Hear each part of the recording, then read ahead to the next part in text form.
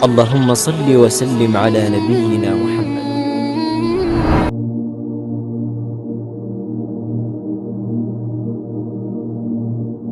Ayo, Anda posisi seperti saya, adil. Anda tidak di FPI dan tidak jadi musuh FPI. Anda berada di tengah-tengah. Kedatangan mereka umat segitu banyak bukan direkayasa. Bukan karena rekayasa dibayar biar datang, nggak ada. Bahkan ini masa pandemi, semua orang meninggalkan kerjaannya dengan sukarela. Maka yang harus kita pahami, ada apa di balik ini semuanya. Assalamualaikum warahmatullahi wabarakatuh, Buya. Assalamualaikum warahmatullahi wabarakatuh. Mohon tanggapannya, Buya. Saat ini ramai orang memperbincangkan tentang komentar beberapa orang terhadap kedatangan Habib Rizik Syihab beberapa waktu yang lalu. Ada yang menyatakan ketidaksenangannya terhadap penyambutannya. Ada yang merendahkan kehabaibannya, kemudian juga meremehkan perjuangannya. Bahkan ada juga yang mencaci atau mengolok. Mohon tanggapannya, Buya. Bagaimana menyikapi tentang hal-hal semacam ini, Buya? Terima kasih. Bismillah. Kami akan menjawab. Pertama, kami bukan orang FPI. Harus tahu itu. Saya bukan anggota FPI. Kemudian setelah itu, yuk kita pandang segala permasalahan dengan akal yang jernih dan hati yang tenang. Pertama adalah kedatangan Habib Rizik disambut oleh orang sebanyak itu kemauan umat, bukan rekayasa, bukan dibayar mereka. Ayo, Anda posisi seperti saya, adil. Anda tidak di FPI dan tidak jadi musuh FPI. Anda berada di tengah-tengah. Ayo, kedatangan mereka umat segitu banyak bukan direkayasa. Bukan karena rekayasa dibayar biar datang, nggak ada. Bahkan ini masa pandemi, semua orang meninggalkan kerjaannya dengan sukarela. Maka yang harus kita pahami, ada apa di balik ini semuanya. Kerinduan kepada apa sih mereka kok sampai seperti itu? Kita jujur. Nggak perlu kita marah-marah ini. Kadang-kadang dimarahkan Habib Rizik. Habib Rizik ingin datang ke negerinya, ingin berjuang, ingin berdakwah. Bukan direkayasa kedatangan mereka itu semua. Nah ini yang pertama yang harus kita pahami, supaya kita tidak suhudon. Nggak ada rekayasa. Bahkan yang datang itu orang rela berkorban. Kemudian kedatangan beliau adalah tadi bikin kerusakan, keramaian dan sebagainya. Mari kita pandang dengan jujur juga. Kalau Habib Rizik mengadakan kumpulan, demo dan sebagainya misalnya, jujur Anda, apa sih yang diminta Habib Rizik? Habib Rizik tidak minta pulau untuk pesta apa, tidak juga minta jabatan jabi apa. Tapi yang diminta apa? Coba kita cari. Anda jujur sebagai bangsa Indonesia yang adil, yang jujur, apa yang diminta? Jejer permintaannya apa sih? Dulu permintaannya adalah bagaimana ada orang yang mengucapkan kalimat yang merendahkan umat Islam dengan merendahkan Al-Quran, ayo diadili. Apakah permintaan semacam ini salah? Coba dilihat dulu apa sih permintaan Habib Rizik.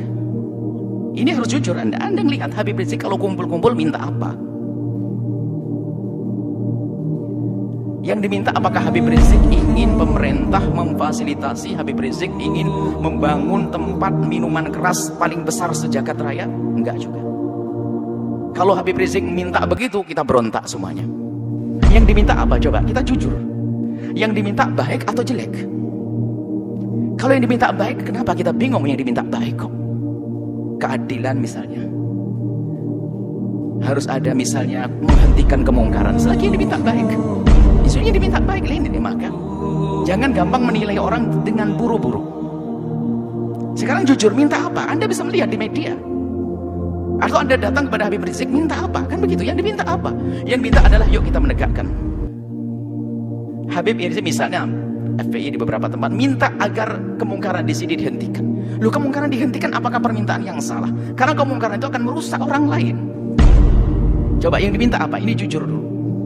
Kalau yang diminta adalah menghentikan sesuatu yang membahayakan umat Umat membahayakan itu bukan saya membahayakan di dunia, kita punya iman di akhirat. Yang membahayakan di dunia nggak boleh. Misalnya Habib Rizik memasang ranjo-ranjo, kita hentikan. Membahayakan di dunia. Memberhentikan membahayakan di dunia pun harus membahayakan urusan dunia, kita wajib menghentikan. Apalagi jika yang diminta adalah menghentikan segala sesuatu yang bakal merusak akhiratnya umat misalnya. Dan itu memang yang diserukan adalah selama ini yang kami ketahui adalah mengajak itu. Bagaimana agar kemunkaran tidak terus merebak, kemudian juga bagaimana keadilan bisa ditegakkan. Di saat menuntut keadilan bukan berarti orang-orang yang lagi berkuasa 100% tidak adil. Ada beberapa tempat yang kurang serasi atau perlu disesuaikan agar terjadi keadilan. Jadi minta keadilan itu wajar sah. Keadilan berlaku untuk siapa? Untuk semua umat, untuk bangsa ini. Bukan keadilan untuk Habib Rizik dan FPI-nya, bukan keadilan untuk semuanya. Coba yang diminta apa? Nah ini maksud kami adalah jangan buru-buru menilai. Yang diminta apa? Bukan minta bantuan untuk membangun pesantrennya di mana, bukan untuk kepentingan ormasnya, bukan. Akan tapi selama ini disuarakan adalah seputar itu. Bagaimana menghentikan kemungkaran, bagaimana menghadirkan keadilan, kemudian bagaimana membatasi sepak terjang orang yang tidak banyak manfaatnya untuk negeri ini misalnya. Dengan suara-suara seperti itu, bagaimana menghentikan kebobrokan moral. Ini kan permintaan yang baik semuanya. Kalau seandainya yang menyuarakan selain Habib Rizik, bagaimana? Kalau anda mau, kenapa di saat disuarakan Habib Rizik tidak mau? Jujur ini harus perlu kejujuran ini. Kita menilai dari luar seperti ini. Selagi keinginan yang baik, maka adalah permintaan itu harus kita jadikan sandaran kita untuk menilai. Kemudian selanjutnya kepada Bapak Presiden atau siapapun yang akan menjadi presiden, ini adalah risalah cinta kami kepada Pak Presiden. Ya kalau mendengar alhamdulillah, kalau tidak mendengar Allah perdengarkan ke hati, biarpun telinganya tidak mendengar. Atau calon presiden, ketahuilah bahwa jabatan kepresidenan itu sangat terbatas. Apa artinya satu kali naik, dua kali naik? Ujung-ujungnya adalah kesengsaraan yang panjang di akhirat nanti. Maka mumpung Allah beri kesempatan untuk naik surga tertinggi, maka hendaknya Pak Presiden atau para calon presiden itu, apalagi yang mereka adalah benar-benar ahli la ilallah, termasuk Pak Presiden kami yakin ahli la ilallah, orang beriman. Perhatikan keimanan tersebut. Jadikan jabatan presiden ini adalah untuk selamat di akhirat.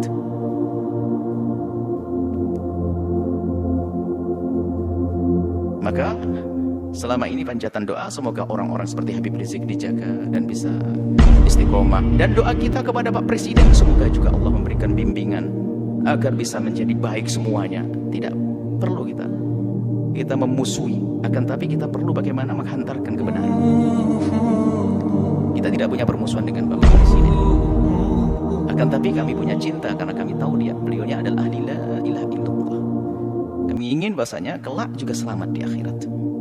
Maka mohon, atau calon-calon presiden yang akan datang, ingat jadi presiden adalah berbatas waktunya, tapi akhirat adalah selamanya dan tidak berbatas. Maka jangan sampai di saat menjabat kepresidenan ini adalah ditipu oleh orang-orang yang ada di kiri kanan kita misalnya, yang punya kepentingan syahwatnya, urusan dunianya, tidak ada hubungannya dengan imam, sehingga kita akan kebawa ke sana. Maka pandanglah dengan adil. Orang yang bakal mengganggu akhirat anda pinggirkan. Anda bisa melihat pasti di kalangan menteri, di kalangan pokoknya harus dibersihkan dari orang-orang yang bakal mengganggu keselamatan kita di akhirat. Kami yakin anda ahli iman. Kami mendengar anda jadi imam sholat, anda juga umroh. Subhanallah. Tinggal perlu anda mengikuti hati kecil anda bahwasanya anda ahli iman. Maka segala sesuatu yang bertentangan dengan keimanan anda ini ayo diberesi, diselesaikan. Karena itu akan ada tuntutan dan tanggung jawab di hadapan Allah SWT. Kemudian berlapanglah dengan masukan atau kritik dari siapapun. Maka di saat ada misalnya selama ini rame seperti tadi hubungan dengan Habib Rizik dan sebagainya, yang diminta adalah, kami yakin yang diminta Habib Rizik adalah di hati kecil anda adalah anda setujui keadilan, kebaikan dan sebagainya. Kami ingin bertemu, ini maksud. Kami yakin insyaAllah, kami yakin khusnudan bahasanya anda orang beriman dan presiden setelahnya. Kami tidak mengarah pada presiden dari ini. Selagi itu keinginan yang baik, ayo kita sambut. Dan nanti secara umum kritik itu justru mengangkat kita. Bagaimana kita menjadi waspada? Kritik itu kadang kita tidak bisa sadar, tidak bisa mengoreksi diri kita sendiri. Akan tapi dengan kritik itu kita bisa berbenah. Kalau tidak ada kritik kita nggak akan waspada. Seperti di lembaga begini, kalau tidak ada kritik nggak akan ada perubahan. Ada yang kritik, Buya kenapa kok begini? Langsung kita buat perubahan. Kita gini, menarik. Semakin banyak yang mengkritisi Anda, sebenarnya semakin besar peluang Anda untuk menjadi lebih bagus. Hanya di saat dikritiki oleh seseorang, kita lihat, kita pelajari. Lalu bagaimana? Yang mengkritik itu sendiri diajak untuk menyelesaikan bersama. Karena yang mengkritisi biasanya punya bahan, punya modal untuk menyelesaikan masalah. Seperti ini. Ini adalah kepada pemerintah. Jangan menuruti orang-orang yang hanya menuruti hawa nafsunya. Anda akan rugi. Hidup Anda berbatas. Hidup Anda berbatas. Kita tidak rela. La ilaha illallah. Di alam barzah mendapatkan siksa dan di padang mahsyar tersiksa, di akhir tersiksa. Tapi surga kah untuk semuanya? Surga untuk ulama, surga juga untuk presiden kalau mau. Inilah, maka kalau seandainya kesadaran semacam ini hadir, gak akan ada ontran-ontran semacam ini. Semuanya aman tentram. Semuanya aman tentram. Bisa orang punya niat busuk akan terlihat begitu mudah. Apalagi sekelas presiden, sekelas pemimpin, itu sangat mudah. Orang ini niatnya hanya kepentingan urusan ini, kebaca. Artinya tinggal kalau memang tujuannya nggak benar, merusak negeri ini, merusak bangsa ini, amanah di hadapan Allah, ya jangan diperkenankan orang semacam itu begitu. Jujur, bukan karena hawa nafsu, bukan hanya mempertahankan kekuasaan. Biarpun kita pertahankan akan berakhir ini kekuasaan kalau tidak kita pertahankan dengan cara yang benar. Tapi harapan kami adalah yang menjabat di negeri ini, presidennya adalah dengan Allah, dengan imannya, lalu selamat nanti di akhirat.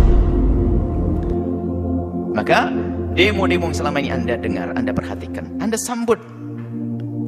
Sebagai seorang bapak ngayomi anak, sebagai seorang presiden, apa sih? Ayo diskusi yang baik.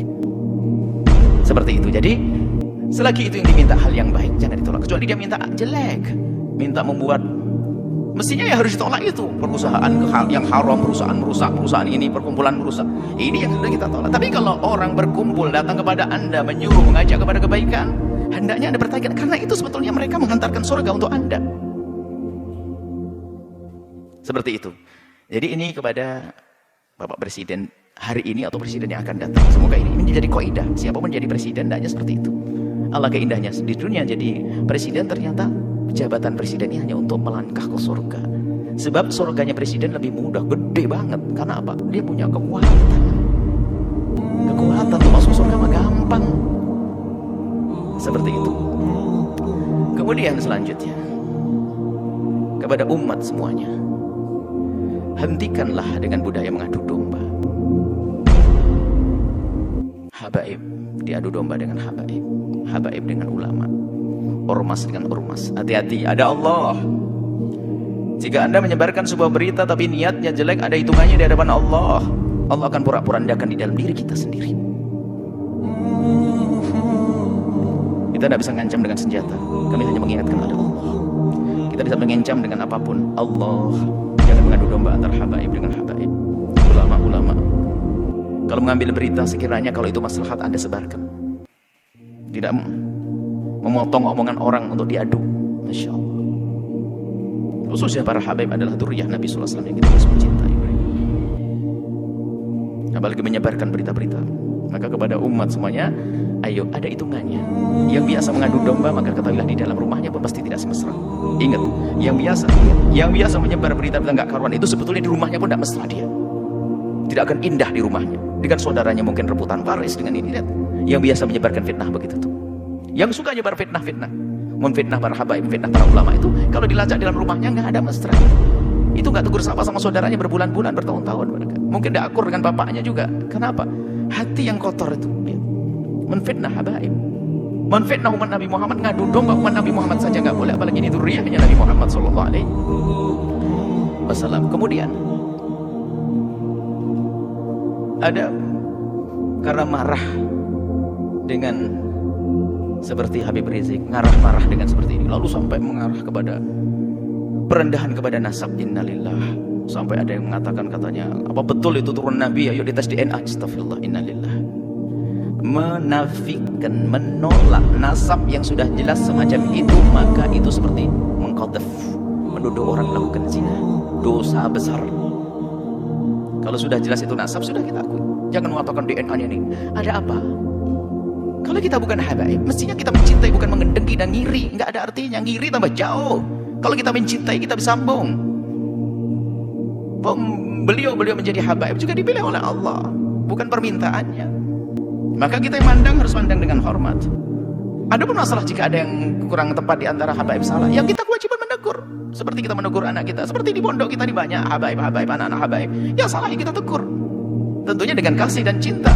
Tapi kalau sudah mengarah kepada penolakan nasab, ini sudah ada kebenci dan iri. Ini adalah bahaya sekali.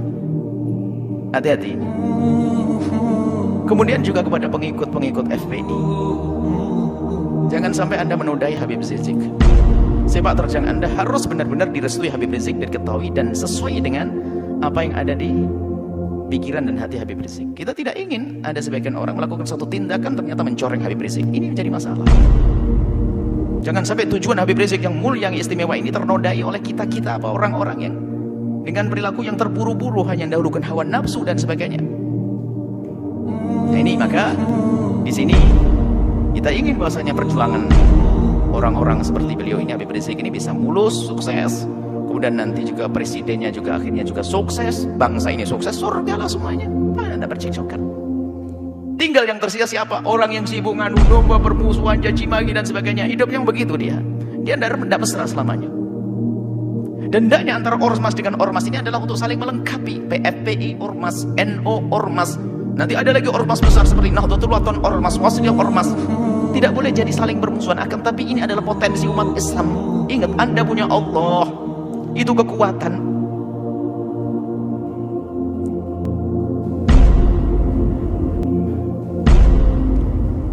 Semoga Allah menjadikan kita juru damai di negeri ini. Yang berjuang semoga diberi keikhlasan. Yang punya kebencian dengan pejuang-pejuang semoga diberi kesadaran dan diampuni oleh Allah. Pejabat-pejabat semoga dimulai dari presiden sampai bawah, semoga Allah berikan hidayah, bimbingan, sehingga semuanya kita ini selamat. Tidak boleh kita mengharapkan orang celaka masuk neraka. Kita harus merindukan mereka. Nah, kalau semuanya atas dasar ini semuanya, kesadaran rindu kepada Allah, menganggap kebenaran sebagai kebenaran, maka semuanya akan beres. Yang menjadi masalah adalah kita dikuasai hawa nafsu. Kita tahu itu kebenaran hanya karena bertentangan dengan kepentingan pribadi saya, maka saya tolak. Enggak. Muncul kebencian-kebencian dengan para ulama, kebencian kepada para habaib, na'udzubillah. Adapun orang yang membenci Islam itu memang selalu ingin merusak Islam. Itu urusan mereka dengan Allah, ada hukumannya nanti di akhirat. Jadi maksud kami mulai dari berbicara tentang Habib Rizik sampai terakhir pengikut Habib Rizik, dan juga di dalamnya ada presiden, di dalamnya ada orang yang mempertanyakan nasab. Ayo, yang salah dalam rentetan cerita ini, ayo kita sadar diri. Kita ingin tentram damai, jangan ada permusuhan. Ya. Kita dengar kalau itu kebenaran sebagai kebenaran. Jangan sampai kita ini adalah mendahulukan hawa nafsu kita. Ingat nasihat mulia dari guru mulia, kalau ingin berbicara, kalau ingin melangkah, kalau ingin berfatwa, kalau ingin mengeluarkan sebuah statement atau apapun, ukhruj min hadzi nafsik, keluarkan dari kepentingan hawa nafsumu. Hawa nafsu jabatan, hawa nafsu tahta, hawa nafsu. Kalau kita bebaskan itu, maka kita bisa ngomong jujur dan adil nanti insyaallah. Dan tentunya setelah itu kita bimbingan kepada Allah Subhanahu wa taala dan kepada semuanya. Kami mulai dari Habibana Rizik sampai kepada pengikut-pengikut beliau, Pak Presiden dan sebagainya. Kami mohon maaf sebanyak-banyaknya jika kami ngomong di apa yang kami sampaikan ada menyinggung perasaan menyakiti hati. Ketahuilah bahwasanya nuhibbukum jami'an, kami mencintai semuanya. Harapan kami adalah setiap kami bertemu dengan semuanya ini adalah semuanya saling senyum, saling pandang dengan penuh kasih sebagai muqaddimah pandangan kelak di surga bersama Nabi Muhammad SAW. Tegakkan kebenaran, keadilan, hentikan kemungkaran. Yuk kita menuju Allah Subhanahu wa taala. Wallahu a'lam bishawab.